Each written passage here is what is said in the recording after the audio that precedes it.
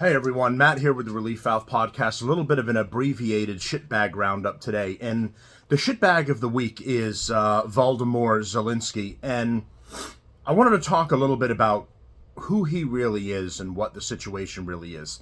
Now, I had my rant previously, okay?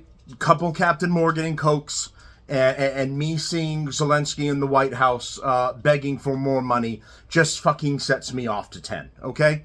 But woosah, and let's have a common sense conversation about what's really going on here.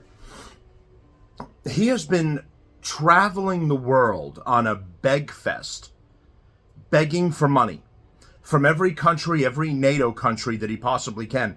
And the begging doesn't end. He does a round, then they go back and do his thing, and he embezzles some money and buys another car and a house or whatever. And then some makes it to the troops and stuff too. And then he goes back on another begging tour, and he flies back around, and he shows up at the Oscars on video, and then he shows up at Vanity Fair to be on a magazine cover. Does that sound like a guy that's in a desperate situation that is at war? I'll remind everybody he's a comedian as well. I know you've been seeing the videos online, and I've done a past show on it. It's in my list if you go further back on YouTube or Rumble. He's literally a comedian. He started off on like Ukraine's Got Talent. I'm going to play some of the videos here before I finish up with this. But he's been on like their version is Ukraine's Got Talent, wearing a tux, pretending to play a piano with his penis, dancing around in tight, stupid outfits, looking like a fool. And then eventually he ended up on a show where, as an actor, he played an actor who ended up becoming the president of Ukraine. Now, apparently, this was very popular in Ukraine. So, not for lack of taste happening over there, but there was enough of a push where TV executives and others backed him to run for office, and he ended up doing and running. And I believe prior to him, there was a pro-Russian president in charge of Ukraine, more sympathetic to Russia at that time. So he gets in, and now he's playing for real the part that he played on TV. And, he's had a couple of stops on the front lines where he's been with dignitaries and others. He even mentioned in the White House interview that he had been there with J.D. Vance, but a safe distance away from it where you weren't actually in any danger. Does anyone believe that he's actually picked up a weapon, gone to the front lines, and fought right next to his fellow soldiers? Now, I bring that up because let's talk about the clothing that he's wearing debacle. Me personally, I know it was like a Trump kind of reporter, somebody that's a pro-Trump network that brought it up. Why don't you have at least a common decency to put on a suit and then when you come to the White House? But I don't really care about it. Somebody else made a point where the Arabs come here and they're wearing their fucking dress and their headscarf, and no one says anything about that because it's their traditional wear in their country, so they wouldn't really put a suit on. But that's fine. Fair's fair. I don't really care that he's coming in the fatigues in the fucking pullover or whatever. The thing is what you're portraying when you do that. You're portraying a false narrative. He's wearing this to say, well, we're at war, so I'm going to be wearing this until the war's over. Right, but your actual soldiers are wearing that. They're on the front lines fighting and dying right now. They should be wearing that. Why if I walked out of my house right now in full woodland camo, as if I was going to go hunting, and I went to the store, I would get questions of, oh, you been hunting? What are you after today? What do you got going on? Because I look like I just came from a hunting trip and I'm buying supplies and going back out to the woods again. And then if I say, I'm not doing anything, I just like camo. Everyone's like, what? Fucking loser? You just go out in camo? Like you got a hunting day going on, but you're not actually doing anything? You're lounging at home doing nothing? Yeah, I just like camo. I like it's my color. I'm a woodland green. But, so, I don't care about, I know this being blown out of proportion about well, you should have worn a suit when you came there. What I really care about is the guys walking around pretending that he's at war too. I understand your country's at war and your people are at war. You're not at war. I don't recall hearing one story where Zelensky was on the front line firing a weapon at the enemy. Not one. Has anyone else? And I'll tell you something else as far as flying around the world again and again and again on the money begging tour.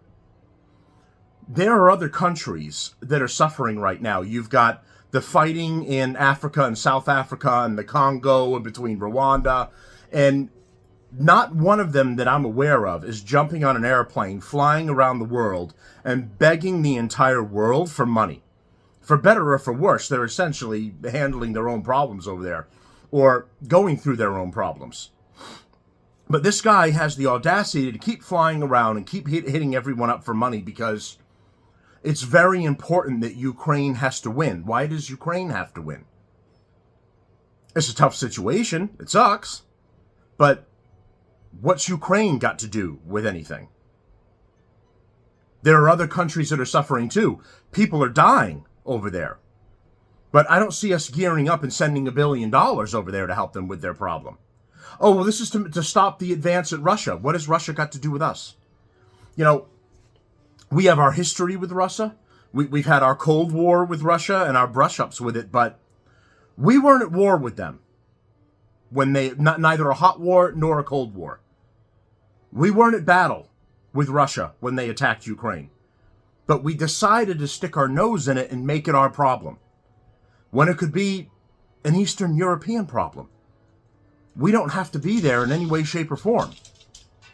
What gives him the right to fly around the world, leaving his country, by the way, to keep begging for more money, and hit us up for money, and then the audacity to come back to the White House now that Trump's in charge and beg again, as if he's entitled to it, that Trump and Vance were the bad guy in this situation. Now, I think this was set up on purpose. I think that they put this out there and had this situation come kind of on purpose. One, you didn't need the vice president to be there to have this conversation. Trump and Zelensky could have signed that mineral deal by themselves. So it was a little odd that J.D. Vance was there. Doesn't mean that he can't be there. It's just you didn't need him to make to be by your side to make the deal. But that doesn't mean that he couldn't be there. There was a lot of things that went on where it was primarily focused with Joe Biden, but Comrade Kamala was there too. So that's fine. But the way it broke down, in my opinion, I feel like they did it on purpose. And it was to show the arrogance of Zelensky, to kind of shove it down his throat a little bit with this meeting, because realistically, this could have been a meeting that happened behind closed doors. And then after the talk was over, you could invite everyone in for the signing of the Middle Rights deal, but you could have argued behind closed doors. So the fact that it happened in front of everybody is very telling. The White House, Trump and the White House would never have allowed that if it could have degraded into what it did. That's why it gives me the impression that it was done on purpose. And I think they're sick of his begging and his entitlement that he can come back here with a new administration and go, well, the other one was just pouring money like to us like it was going out of style. How come you guys don't wanna? You guys should keep money roll going, right? They did it. You should do it. No. New administration. We got rid of the old administration because they sucked. We brought in the new one to push the policies of what the American people want. And that's exactly what he's doing, including closing the bank as far as Ukraine goes. Let the Eastern European countries spend their money and back up Ukraine. Let's see how long they can keep the money spigot rolling. And let's see how long they can bankroll Ukraine. Or even if they're willing to risk moving troops into Ukraine. Because now when you do that, you're risking them coming into direct conflict with Russian soldiers. And then when you do that, you've actually created a war situation. So, and some of the actions that Zelensky has taken, I think, have been done on purpose too. We've funded and given Ukraine money in order to protect their borders and repel the enemy. What has Ukraine been doing in the meantime? It's been taking the fight directly into Russian territory. Now you can say, oh, well, Russia started it. They can do whatever they want. No, that escalates the conflict. We gave them money to defend their borders and repel an enemy, not take the fight directly into Russian territory. Because now you've escalated it into a full-blown conflict, not a defense situation. It was supposed to be for the defense of Ukraine, not to take the war and invade Russia. That's what they've done, and it's been antagonistic acts.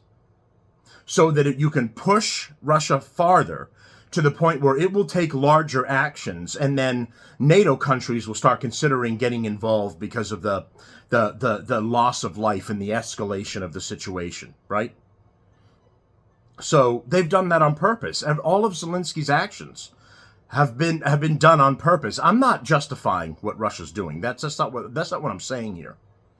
I'm saying he's tried to make this big importance out of his country. You have decided that Ukraine is important. These leaders around the world have decided that Ukraine's important.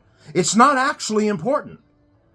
The only narrative that's been created here of Ukraine's alleged importance is that everyone is guessing, because you don't know that when Russia rolls through Ukraine, it will continue on to invade the rest of Eastern Europe. I don't know who buys this narrative, but it's not correct. They can barely get through Ukraine. Granted, they're getting help from all of us. But they can barely get through regions of Ukraine. What makes you think he's going to turn into Nazi Germany and be able to roll through Eastern Europe? It's not going to happen. They just want a buffer between Russia and NATO because they don't trust NATO. And we've had our differences with the Russian Federation for years since the Soviet Union. We've allied with them before to fight the Nazis. And we weren't currently having a battle with them prior to this. Now we've put ourselves in the situation, and Ukraine has done that. And I think that's a little bit of what Trump was referring to when he said that Ukraine kind of started or escalated this conflict. And people are going, no, that's not true. Russia invaded. Russia are the ones that did it. But the escalatory actions of Ukraine's ended up to being a larger push from Russia. Begging to be brought into NATO, begging for NATO countries to get involved with their affairs because they didn't like what happened. That can be an escalation. I can walk outside and not put my hands on anybody, but I can keep yelling derogatory things at them until I piss them off so much that it creates a response from the other side. Now you can say, well, they're the ones that punch first. Yeah, but without any instigation whatsoever? So they attacked me out of the blue without my doing anything. No, of course not. I started the instigation. I started the situation. And that's what's been happening in Ukraine. He has put the importance of Ukraine, and it's not important. He's deemed it the most important thing and created this entire situation. And so hasn't, quite frankly, all of the other Western powers have created this situation where Ukraine is just really important, but no one can really tell you why. Other than pushing the narrative that as soon as they win in Ukraine, they're going to spread all over the world. I don't think that that's going to happen. They can't even get through Ukraine, even if we took your concern as valid. So Zelensky. Oh, by the way, in closing here, before I play you the videos, I'm going to put in the Pennsylvania one too. When we talk about when Zelensky was questioned about, well, why don't you step down, or why don't you have elections, and why don't you have another leader? And he says, America doesn't get to decide Ukrainian elections. The people of Ukraine decide Ukrainian elections. Okay, fair enough. Then why was Zelensky in Pennsylvania during the presidential run to visit a weapons manufacturer and support Kamala Harris? So it's okay if he shows up to the United States and he interferes in our elections and our politics. Because let's be frank, he wanted Kamala to get in because that would have been an unlimited money source. The spigot would have been set on, and they would have broken the handle. there would be a never-ending stream going to him. So of course he wanted Kamala in. It would be an extension of the Biden regime. Instead, he got Trump, and he's having a problem with Trump. So why could he come over and interfere in our elections? But we should mind our own business if we talk about elections in Ukraine. That's interesting, isn't it? You don't have to take my word for it. I'm going to play the video for you now that I'm done yapping. This is the abbreviated Shitbag Roundup. Here's videos of the comedian Zelensky, the knucklehead, and then finalizing with him in Pennsylvania interfering in an election in the United States. All right, thanks everybody. This is the abbreviated Shitbag Roundup. Please like, share, and support the show and subscribe. I appreciate all the new people that we're getting. We're well on our way to getting to 300 in TikTok, and we're raising the numbers on, on YouTube and Rumble as well. All right, thanks everyone, and we'll see you again soon for more updates. Yep, you are seeing it right. Playing a piano with his man parts on national television.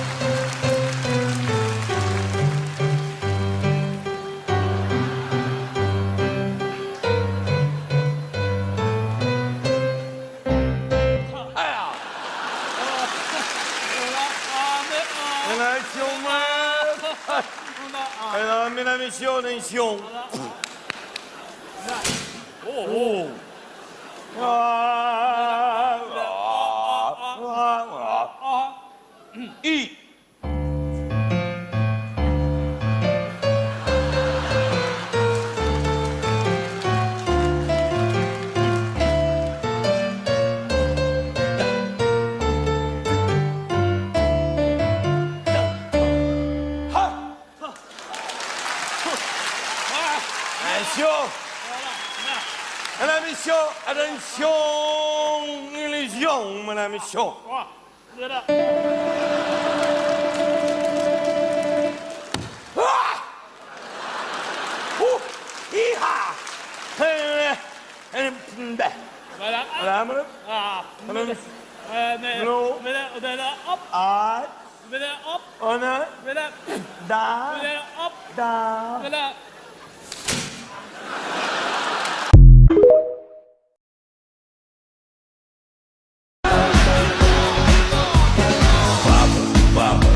Всех ты знаешь, это папа. Мне не хватает твоего, иди сюда, растяпа. И если был бы хит-парад из пап, то победил бы твой храм. Слышь, папа, папа, не понимал тебя я раньше, папа, пока не стал я папой своего мини-потапа. И если вдруг он не найдет ответ, тогда ему поможет дед. Теперь ты дед.